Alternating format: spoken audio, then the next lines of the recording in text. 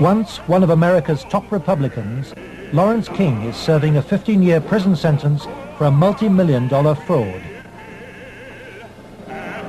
But financial crime is only half the story.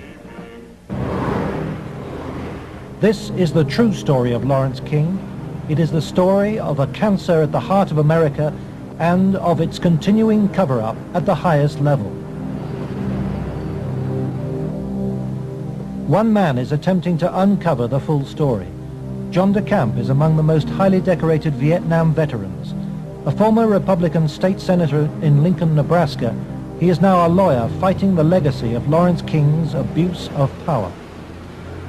It's a web of intrigue that starts at our Holy of Holies, Boys Town, Nebraska, one of the most respected institutions in the United States, and spreads out like a spider web to Washington, D.C., right up to the steps of the nation's capital, the steps of the White House, involves some of the most respected and powerful and richest businessmen in this United States of America. And the centerpiece of the entire web is the use of children for sex and drug dealing and drug couriers, the compromising of politicians, the compromising of businessmen, but worst of all, the corruption of key institutions of government that have the duty and responsibility to make sure these things never happen. For John DeCamp, the trail starts in a unique town just outside Omaha. World-famed Boys Town is in the news again. Made famous by an Oscar-winning film, Boys Town is America's favorite children's charity. It was founded in 1917 by a Catholic priest, Father Flanagan. Father Flanagan. The saddest spectacle in our social life is the neglected, unwanted, and unloved boy who has become a serious problem in our society. Boys Town was started to be a home for orphans. That was after World War I. And since then, society has changed and the problems of boys have changed. And so now it's a question of taking care of homeless, abandoned, neglected, abused boys, and now girls also. Boys Town has been granted the privileges of an incorporated town, a Catholic diocese, and a school district for 500 children. Boys Town has cash reserves of $500 million, but still raises up to $35 million annually, solicited from the public by begging letters and promotional videos.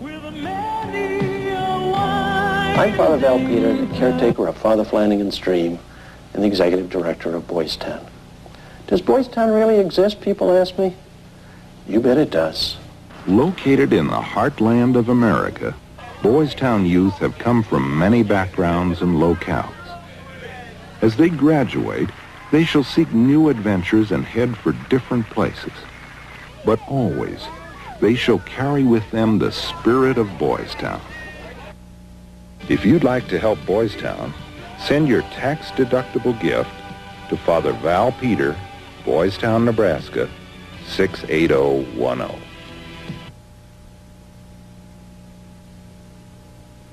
Boys Town, for me, was the first thing I ever heard of when you think of institutions that you respect. Believe it or not, I was there for a while when I was a young boy. When an institution like that gets contaminated, then you better, if you got any decency at all, do something about it, or at least get it cleared up. John de Camp lays the blame for the contamination of Boys Town on the one-time leader of the National Black Republican Council, Larry King. Larry King was the fastest rising black star in the entire Republican Party of the United States during all of the 1980s. And he was also one of the most evil individuals in this country in terms of being a dealer of children, in terms of being a thief, 40 million that they documented he stole, and in terms of using and compromising and corrupting one after another politicians.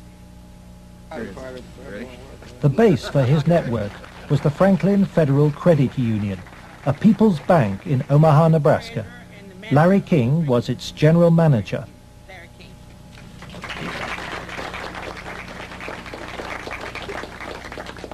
Thank you. This is especially an exciting day for me. Mr. King was a very charismatic person. When he came to the credit union, he was brought in because the credit union was actually failing. He did everything to build the credit union. King courted the leaders of Omaha's wealthy business district. Banks, industry, and charities placed millions of dollars in King's hands. From 1979, Larry King developed close commercial ties to Boys Town, and Boys Town youngsters were sent to work for his companies. Boys Town had quite a few accounts at Franklin Credit Union. Those were considered very valuable accounts. They were handled exclusively by the bookkeeping department. But on the average of once a month or once every 2 months, we always seemed to incorporate a person from Boys Town. But King used Boys Town not just as a source of young boys for his business. He prostituted them at sex and drug orgies. Paul Benassi was a victim of King's abuse. He was also sent by King to lure Boys Town youngsters off campus. We used to just drive around and go up toward the home. That's when we used to do some of the scavenger hunts with picking up some of the kids. You know, just kind of win their confidence, become friends with them for a while. Start inviting them to the parties. The kids were 10 years old or older. In 1986, King's plundering of Boys Town was reported by staff to its chief executive, Father Val Peter. Subsequent testimony proves that he carried out his own investigation, but that King's victims refused to talk to him. Monsignor Hupp now blames himself for Boys Town's association with Larry King. Well, in retrospect, I regret having any association with Larry King. Had I known it at the time, it would never have happened. Could you understand why a very detailed report from a social worker employed at Boys Town, identifying children and identifying their alleged abusers, never saw the light of day? Nothing happened with that. No, I can understand that, because had I known that had been, I wouldn't put up with that. But is that something like that happened? I don't know of it. Nebraska has a very clear statute that child abuse allegations should be reported to authorities. They shouldn't be reported to the principal of a school, the director of a facility. They should be reported directly to either Child Protective Services or law enforcement. And so Larry King remained free to feed his pedophilic parties with child victims. But in 1988, a routine review brought King's involvement with Boys Town youth to the attention of Nebraska's State Foster Care Review Board. In the information presented to the Foster Care Review Board, either via the telephone reports, the personal reports, or the reports we reviewed, Larry King's name was consistently present as someone that the youth were making allegations against. So I would say we handed over at least a foot-high amount of material to authorities, and nothing happened. Omaha police now accept that Larry King may have been abusing children. Good morning, Roberta. Good morning, Chief. But its most senior officer claims the evidence was not conclusive. It is certainly possible that Mr. King was involved in illegal acts with children. If there was sufficient evidence of those types of allegations, he would have been prosecuted by the county attorney's office. For me, it was very clear that the case was not investigated and not pursued because of the alleged perpetrators. Those perpetrators named by the children were some of the richest and most influential citizens in positions of power in the state, men prominent in industry, politics, the media, even the police. We can only name the ringleaders. Besides Larry King, they were department store millionaire Alan Baer and the celebrity columnist of Omaha's only newspaper, the World Herald, Peter Citron. With the judicial system apparently paralyzed, Larry King spent Franklin's money on courting political influence. $10 million went on jewelry, flowers, and private planes. He cultivated contacts in the inner circles of Ronald Reagan's White House. At his palatial homes, 3 in Omaha and 1 in Washington, D.C., he held extravagant parties for the influential and powerful. His lavish spending bought him a protected life. Larry King was constantly heralded, cheered, applauded in the news media as the great businessman that's helping the poor people, the black community of Omaha. But King's extravagance attracted the attention of the Internal Revenue Service. As a result, on April the 11th, 1988, the Franklin Credit Union was raided and closed by the FBI.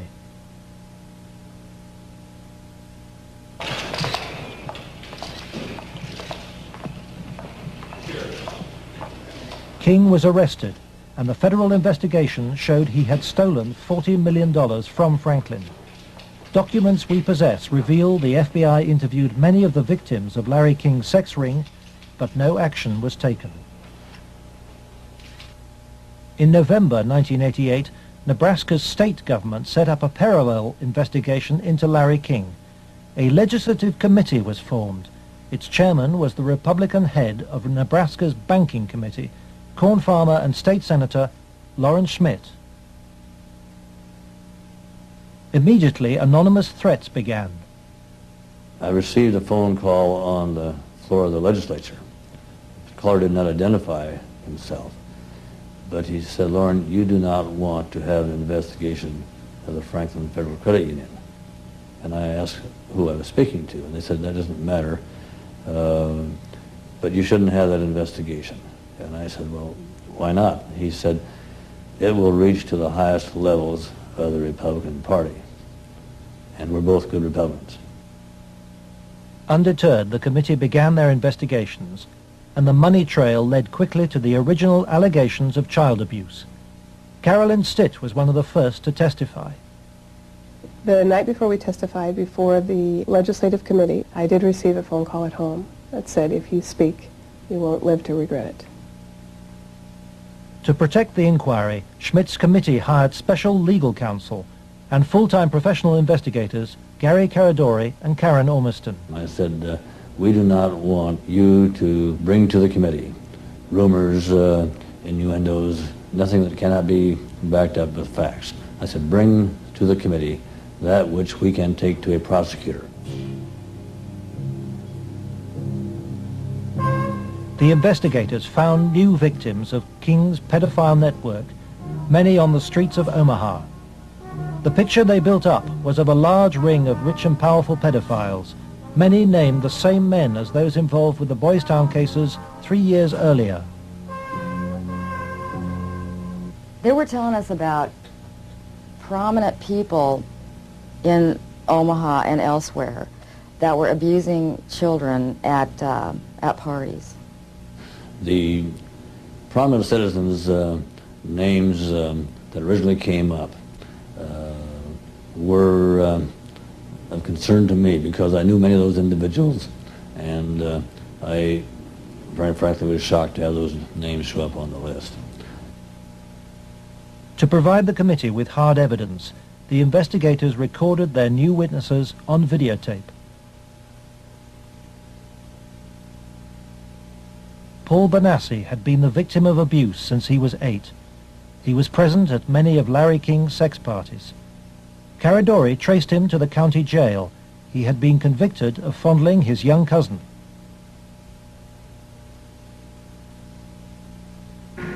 some of these people that would come to these parties? Larry King, Peter Citron came once in a while. He didn't seem like he was like people. Media personality Peter Citron procured some of his victims from Boys Town. The kids he liked were mainly around the age of probably about 8 and 13. It was mainly fondling and oral sex with them. He did have some anal sex, but he usually did that with the older kids. The parties involved ever more sadistic abuse. Whenever you were tied up, was there anybody else present other than you, Peter Citron? Yes. Who was that? It was Alan Bear sometimes. Millionaire Alan Bear hosted parties for a large number of sadistic pedophiles. Paul Benassi suffered at their hands. You okay? They tied me up and I had some other kids perform sex on me and they came me and they burned me some cigarettes. Okay. Just take a deep breath now.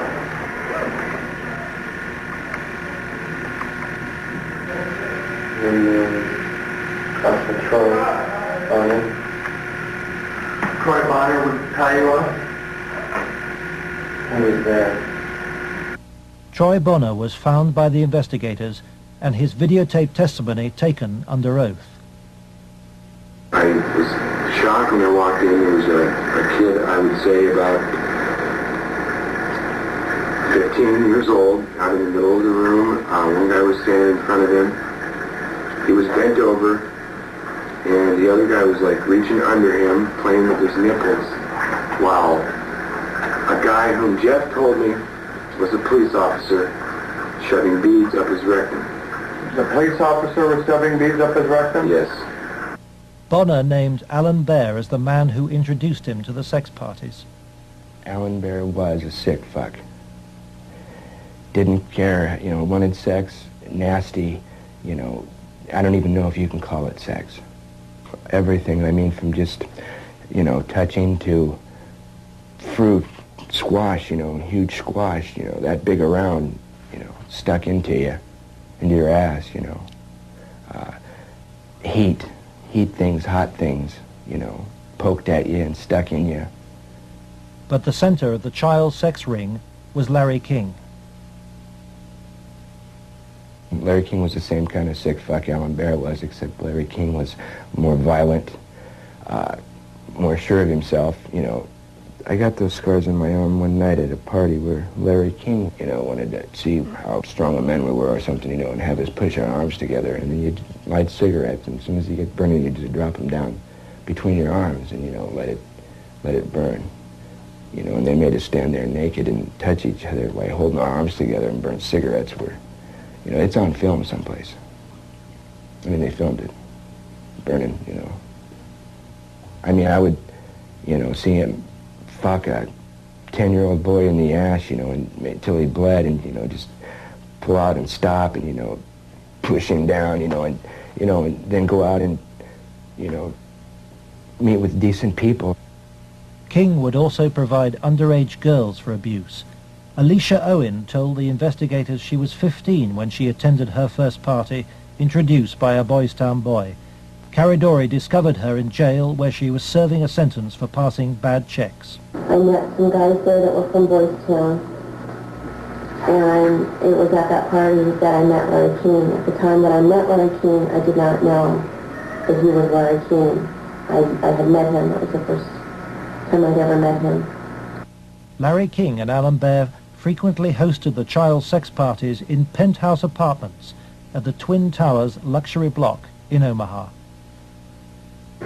A lot of it was me handcuffed with my hands behind my head and my feet tied, and doing different things. What do you mean? Sometimes there'd be a guy straddling over my face. Okay.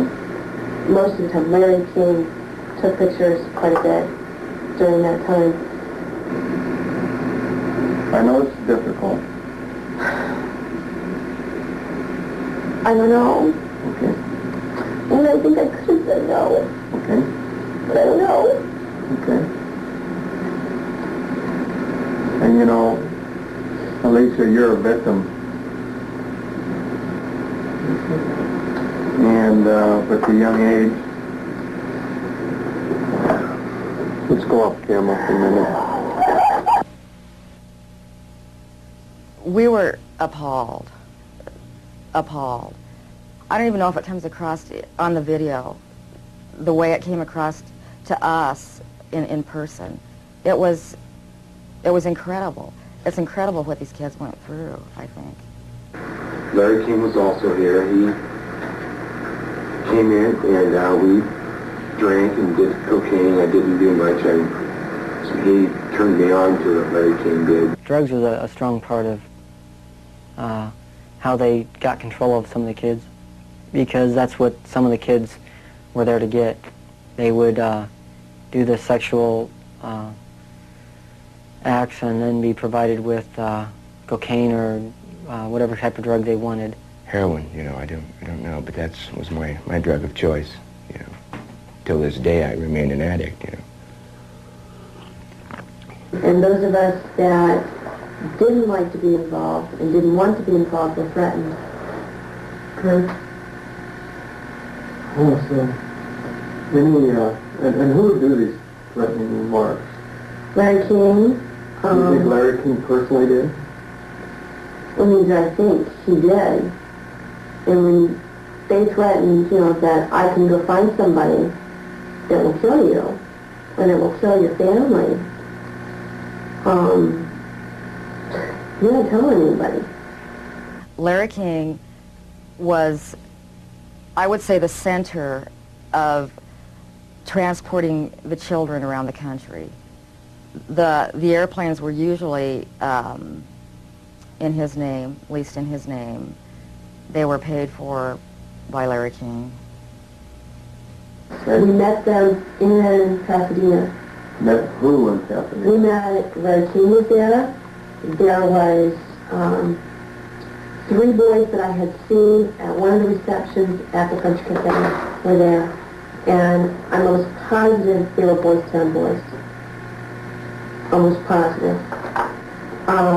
They were there. You mean graduates of Boys Town or present? I think they were present because they were young. Well, how would they get away for a long period of time? I have no idea. Okay. Boys Town came up frequently during the investigation, but we found it very difficult to get information about Boys Town. I was not able to find any information on my visit there, and Mr. Caradori could not get information either. Boys Town today remains unwilling to discuss its involvement with Larry King. We were banned from filming at Boys Town, and its public affairs officer refused any interviews. I would have to give you a flat no. I'm just going to tell you at this point that we will not participate with you. We have no interest in talking to you folks. It's something that we don't even care to delve into.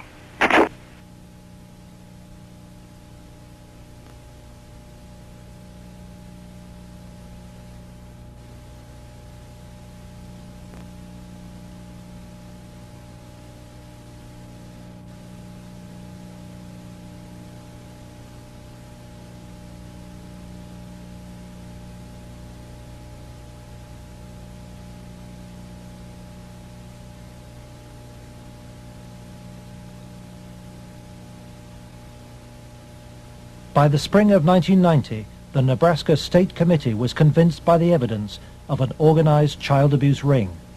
Its chairman, Lawrence Schmidt, sought the advice of his lawyer, John DeCamp. On his advice, Schmidt turned over all the sworn evidence to the FBI. But immediately, the videotape testimony was leaked to a hostile local media. The media immediately started discrediting the witnesses. They were, the witnesses came across in the media, in the Omaha World Herald, especially, as the criminals. The last 3 victim witnesses were demolished by the press, particularly the Omaha World Herald. The paper never looked for information that would support any of the allegations. The whole purpose of the stories was to destroy any credibility that these youth may have. I've heard that people said that Gary Caradori coached me and that he told me what to say, but the fact was I didn't meet Gary Caradori until way after I'd already talked to the Omaha police about the abuse and had named all the same people. Paul Benassi maintains that neither the FBI nor the Omaha police took his allegations seriously. And they didn't ask me very much about Larry King or even Alan Baer at all. They treated the allegations that I made about the people who abused me almost like a joke. The stories were of such significance that the investigators first wanted to prove the accuracy of the stories. As they set about the investigation of the three, initially three and then a fourth person who were telling the stories, as the investigation developed, it became obvious to the investigators that the information was not accurate, that in fact it was an entire conspiracy of allegations, none of which had any truth to them. I was very disappointed with the way the FBI and law enforcement treated the victims. They, in fact, turned them into the offenders, so to speak. And instead of taking the evidence that was delivered to them by the victims and interrogating the persons whom the victims identified, they seemed to bear down and try to get the victims to change their story. It seemed to the investigators that the establishment of Omaha was closing ranks.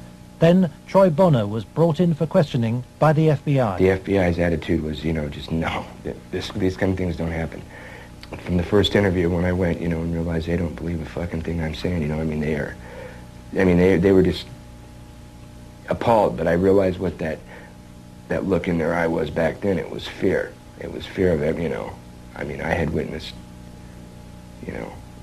firsthand things that would, destroy this city, people, a position, what I mean? It's not going to be believed, they said. It will not be believed. You will be found guilty of perjury, and they weren't telling me maybe. They were saying, there's no way. You go on with this story, you're going to jail. That was said to me direct. Troy Bonner agreed to withdraw his videotape testimony. The FBI used Troy in an attempt to persuade fellow witness Alicia Owen into abandoning her evidence about Larry King's nationwide network of powerful pedophiles. We have obtained the recording of the phone call made by the FBI on March the 9th, 1990. It is significant evidence for John DeCamp. This is Special Agent Michael F. Mott. Following will be a consensually recorded telephone call between Troy Bonner and Alicia Owen. Hello? Hi. Hey, what's going on? I'd like to ask you that. Talk to me. No, you talk to me. I don't understand why you're lying. Why are you lying? What are you talking about? That's what I'm asking you. You're calling me why I'm lying? Yeah. You concocted this whole thing, Alicia. You're full of shit. Either tell me what's going on. You're full of shit. Hey, look. Who do you have listening on this line? I have nobody listening to me. I'm listening to you, and I'm hoping you'd give me some fucking answers. I'll be honest with you. I don't know what kind of game you're playing. I'm not trying to play a game. I'm not going to go to jail for you. And that's what's going to happen. Why would you go to jail? Jail for telling the truth? No, jail for lying. What have you lied about? I haven't lied. Okay, then, but why are... Listen, shut up. Listen to me. You're not out here being talked to them every day. The pressure's kind of hard. You literally have to have bricks for brains to take on the FBI in this country. And that's exactly what you'd have to do this properly. They now, in my opinion, in my investigation, are the architects of the cover-up. We asked the FBI in Omaha for an interview about its investigation of the Franklin scandal. Larry Holmquist with the FBI here. We feel it would be inappropriate for us to comment. We work this with the Omaha Police Department, and we just don't feel it would be appropriate for us to make comments.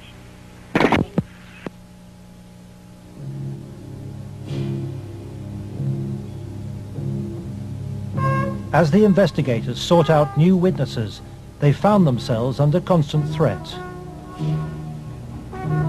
Gary was threatened several times. His vehicles were tampered with. I would think whoever tampered with them, it was a scare tactic because it was so obvious that they were being tampered with. Gary got, there was one piece of evidence I know he got that he even said he got one step ahead of him this time. He told us about this book. It was like addresses, telephone numbers, names. He said if they knew he had it, they'd kill him. On July the 11th, 1990, Gary Caradori and his 8-year-old son AJ were flying home from Chicago in his light aircraft. They had watched the All-Star baseball game, and Caradori had been pursuing new leads. Investigators from the National Transportation Safety Board are in Harold Cameron's cornfield trying to determine what caused this private plane to crash, killing its 2 occupants. The bodies of Gary Caradori and 8-year-old AJ were found in the wreckage. National Transportation Safety Board investigators say wreckage from the crash is apparently strewn over a 3/4 to 1 mile long stretch in this field. The fact that the wreckage is scattered over a large area certainly demonstrates that it did break up in flight. The exact mechanism of breakup yet is still unknown. The federal investigation was never able to discover what tore the plane apart. There are things missing from the plane. His briefcase is missing. I think the plane was sabotaged. There's no doubt in my mind. Within 24 hours of the tragedy, all Caradori's records were impounded by the FBI. Gary's widow, Sandy, is still unable to come to terms with her loss. As a mother, I don't want to ever think that somebody murdered my child, let alone my husband. But I think if you'd ever talk to any parent, be it mother or father, who's ever lost a child, I mean, the worst thing that you can think of is that somebody would want to murder a child. I really feel that somebody killed my brother. And inside me, I know that somebody killed my brother. If somebody could help us out somewhere, somebody knows something. And may God help those who did that to him and his family. The effect of Gary's crash on the investigation, I think, in effect, put an end to anybody else coming forward. There are many victims. We knew of more. There are more. They're still out there. They're afraid to come forward. That's when I was finished, because I figured out if they murdered Gary and his son, there was nothing that would stop them. There was no piece of paper. There was nothing we could come up with that was going to get anything done.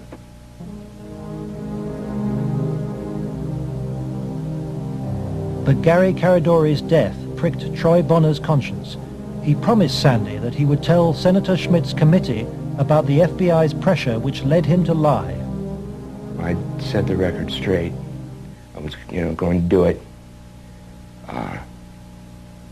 And would, the truth would come out, and somebody would be held accountable for his death. And then at the funeral I had seen, FBI guys, and they looked at me.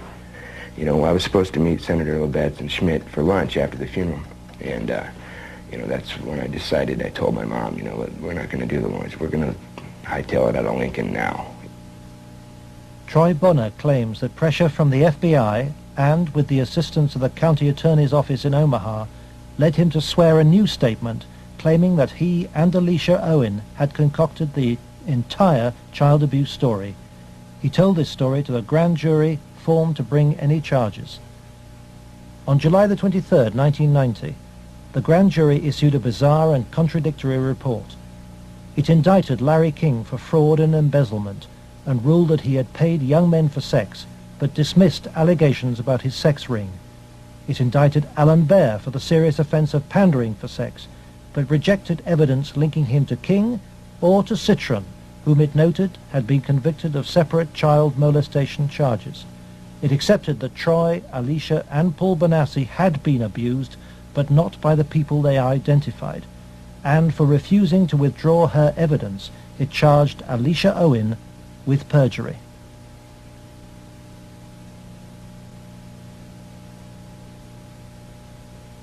Lawrence Schmidt's legislative committee issued a report denouncing the grand jury. Schmidt acknowledges that the system failed both the victims and him. I had, I think, as distinguished a record as anyone could put together in 24 years. I was told that would be curtailed, and it was. I was told I'd have financial problems, and I did. The message was not lost on most politicians in Nebraska. I think the message that was delivered was, if any legislative committee ever tries to conduct a thorough investigation again, the same thing will happen.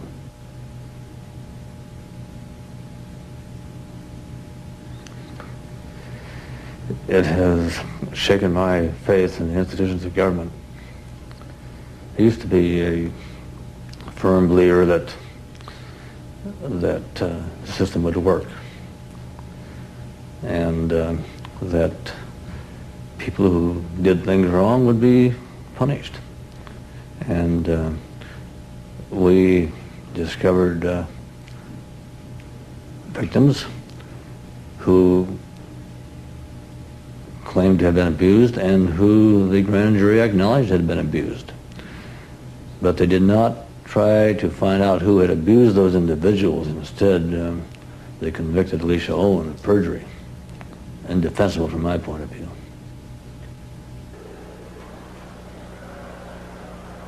The trial took place in July 1991. Troy Bonner testified that the child abuse story had been an invention. As a result, Alicia Owen was sentenced to between 9 and 25 years in prison.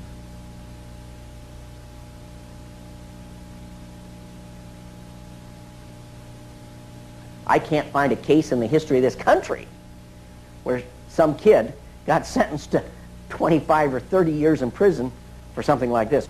If you were going to pick a what I call a telesign, something that says something's fishy about the whole thing, it was in the sentencing itself. For some reason, they had to send a signal to every kid who was a potential witness. My opinion again. A signal so loud and clear, if you dare to come forward, if you dare to talk, watch what happens. Alan Baer was fined $500 after pleading no contest to a reduced charge of aiding and abetting prostitution. Peter Citron served 2 years of a 3 to 8 year sentence. Thanks to Troy Bonner's lies, Larry King never faced child sex charges. For the $40 million fraud, he was given a 15-year sentence, 10 years less than Alicia Owen. I feel really sick. I should be taken out and shot for doing that. And if that was to happen, I would go willingly.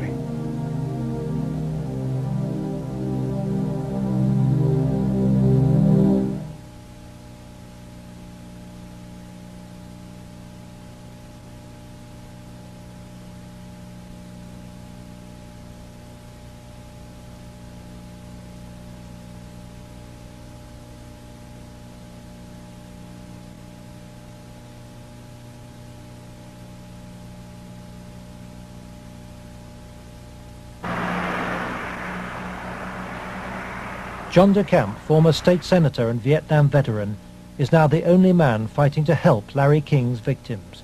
He is the lawyer trying to overturn Alicia Owen's conviction and to expose the cover-up. I live in Nebraska. Hell, I was born here, raised here. I have 4 kids growing up here. Like it or not, it's my heritage, you know? Well, if it's a dirty cesspool that I got to live in or look back on that I left, that ain't good.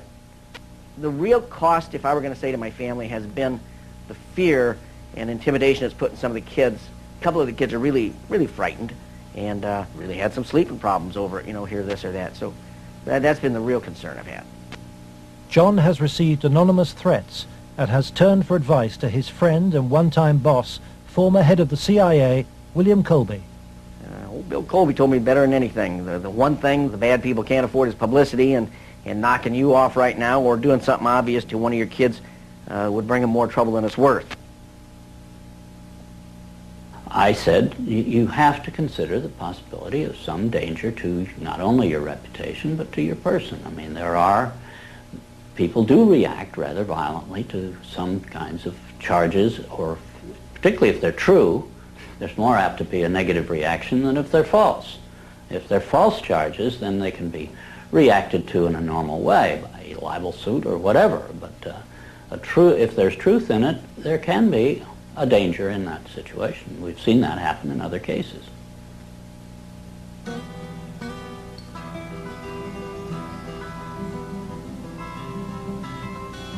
John arranges to meet Troy Bonner, the young man he sees as the key to the cover-up. He's in great danger. The reason is he carries the secret, so to speak. He served his purpose for the FBI and others by committing the lies that put the seal on the cover-up. He knows that Troy's evidence will be crucial to Alicia Owen's case, and Troy wants to tell the truth, despite very real fears. My fears are that, I'm not going to be believed again. It's just, going to be a whole other kind of exploitation like it was last time. And afraid that that's going to happen, or, I might end up dead, or a loved one might end up dead. Troy has an overriding reason for putting the record straight. Maybe somebody has a better idea. I want this to go forward and have something done so that all those other kids who a lot worse things have happened to can come forward and see that action can be taken. You have to, if you want to protect yourself and your life and your family's life, both now and particularly in the future, is to use the institutions of government that have been set up to protect you and make them work. That means you go into federal court, you go after the people that have done this cover-up, and you expose it so there's no longer any percentage on their part in eliminating you because the secret's out. Yeah, that's why we're here today, to let it out. John's advice to Troy to tell the truth in court puts him at risk of prosecution by the county attorney's office. Potentially, they could decide to charge him with perjury, because now he is telling that they forced me to lie. I did lie at Alicia's trial. I did lie before the grand jury. I did it because the authorities were forcing me to do it, and I was scared for my family. Potentially, they could charge him with perjury this time. Troy's appearance in court will keep Alicia Owen out of prison. She's on bail while DeCamp appeals against her perjury conviction. As her hearing approaches, vital new evidence emerges. Alicia claims that some of Troy's videotaped testimony was withheld from the grand jury which indicted her.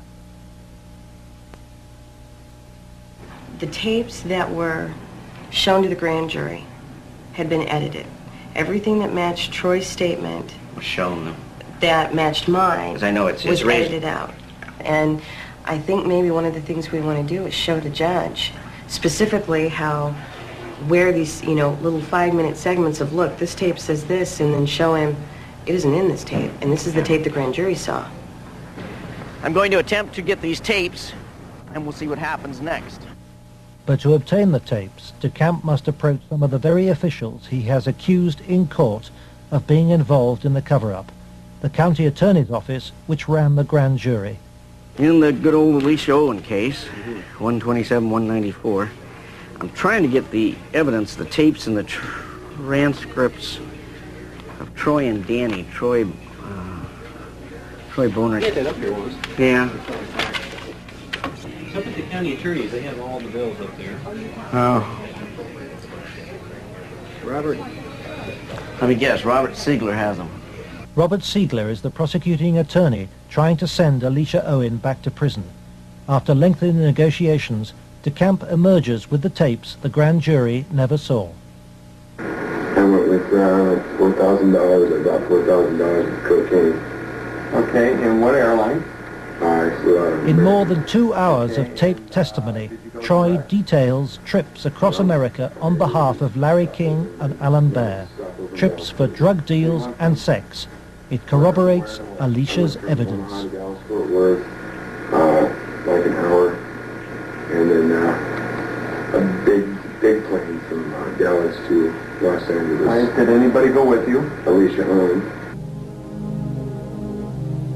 For John de Camp, this is the proof of the King sex ring for which he has been waiting.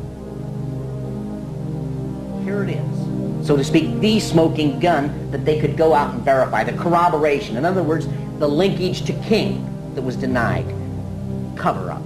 Organized, planned, deliberate cover-up. The courthouse, Wahoo, Nebraska. The hearing begins.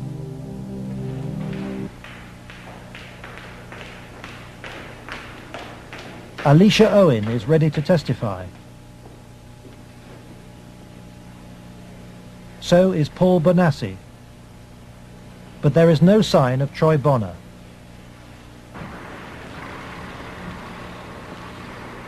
De Camp discovers that Robert Siegler has sent the young man a subpoena. Fearing arrest for perjury, Troy has gone into hiding. De Camp is without his most vital witness. Just trying to subpoena him with those kind of stuff. Is Troy okay? In court, Alicia's case is adjourned. The county attorney's office begins to search for Troy Bonner, but County Attorney Siegler won't say why. I'd like to ask you whether you're about to charge Troy Bonner with perjury. Oh, no. Every victim witness who stepped forward in any way, or even was a potential witness that somebody heard about, has either been killed, put in jail under some theory or other, terrified or run out of the state, discredited. Every perpetrator, even the convicted ones, have been treated as conquering heroes. Peter Citron lives in the same house where he abused many of his young victims. Alan Bear lives in the most exclusive part of Omaha. He recently bought a downtown shopping mall. Many of the other abusers named by the children have risen within Nebraska's state government and legal system and within the Republican Party. Obviously, the FBI was protecting something a lot more significant than a bunch of old pedophiles having improper relations with little boys. They were protecting something a lot more significant than a bunch of drug peddlers. They were protecting, in my opinion, they were protecting some very prominent politicians, some very powerful and wealthy individuals associated with those politicians and the political system, up to and including the highest political people in this entire country.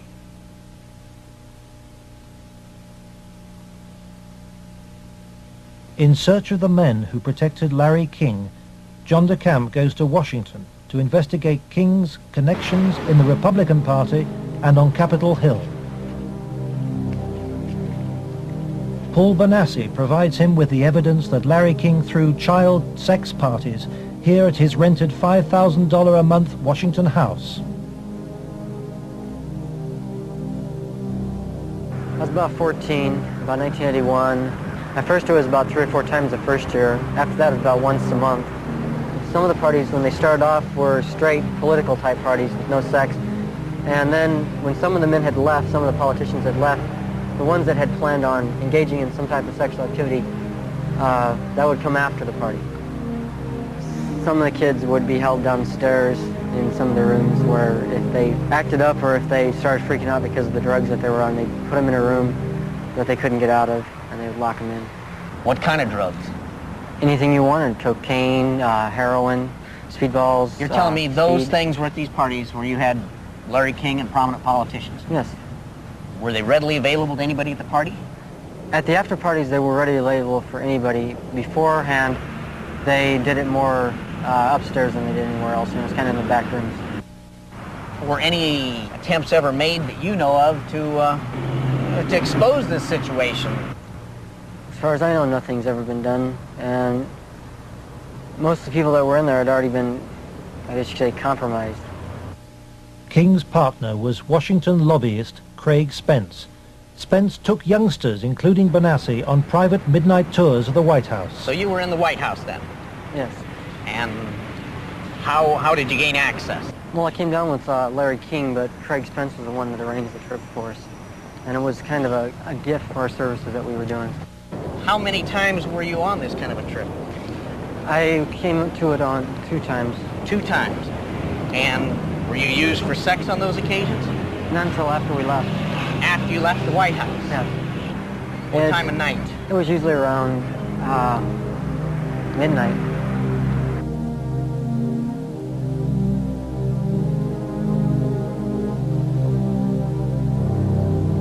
For me, it was just kind of weird being in the White House at that time of the night and getting to go into places that the guy was telling us that nobody gets to go to. I mean, I seen rooms in there that I'd never even heard about. Craig Spence and Larry King had a couple of groups. One was called Bodies by God, and they had the Cowboys, and there was another group that was started by Larry King, which was called the Golden Boys, which was kids that were usually under the age of approximately 10. Spencer's callboy network was investigated in 1989 by reporter Paul Rodriguez of the Washington Times. We had uncovered a series of allegations from some minors, and it led me to a callboy operation. Well, it sure fits with, this boy Paul Benassi. And he tells a tale of being brought to the White House on occasion, kind of as a reward for the kid. Craig Spence's dad, he committed suicide. He had advanced stages of AIDS. He was an AIDS carrier and he killed himself. This was the thing that always bothered me. They claimed it was the largest male prostitution ring in the city that they've ever had uncovered. It was $1 million a year minimum. Yeah. And yet they only prosecuted the operator, Henry Vinson, and 3 of his lieutenants, as it were. Mm-hmm. They never went after any of the Johns or the clients.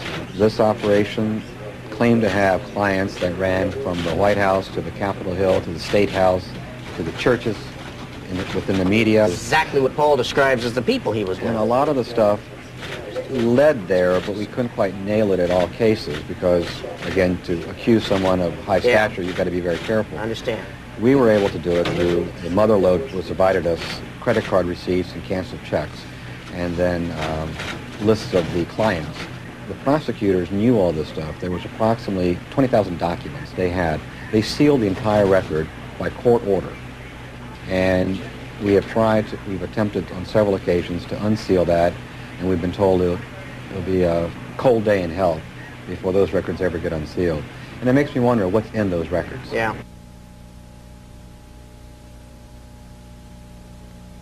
John DeCamp believes that the legal system is still being subverted and that the people protected are still at the heart of the American establishment.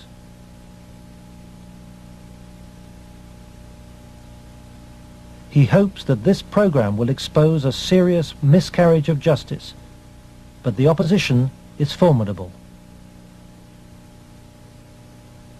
It's beyond belief that arguably the most powerful person in the world, the President of the United States, in the form of Richard Nixon, could not prevent the investigation of Watergate, or that President Reagan could not prevent the investigation of Iran-Contra. And yet somehow this group of unnamed, unknown, anonymous individuals in Omaha, Nebraska have such power they can control and protect all of these people from being investigated. Those allegations are ridiculous. Well, first of all, Nixon did cover up Watergate. Number one. Bush did cover up Iran-Contra, at least officially. And Omaha has successfully covered up this situation. In each case, it was the press that exposed the problem. It wasn't institutions of government. They had been corrupted. They had been compromised. They were the ones doing the cover-up. The Attorney General is now involved. DeCamp's evidence has been passed by William Colby to a senior lawyer in the Justice Department. He did say that the Attorney General's office would be very sensitive to any charges of abuse of children, that this was a matter of considerable priority to the department, that this sort of thing not take place, and that they would assign an officer to look into the case. For John DeCamp, the story of Larry King's corrupt empire holds a dire warning for all America. If you can control about 3 or 4 key elements, you can totally own a state. You can make right wrong. You can make truth falsehood, falsehood truth. If you control the media, if you control the Justice Department, if you control the police, you own the system.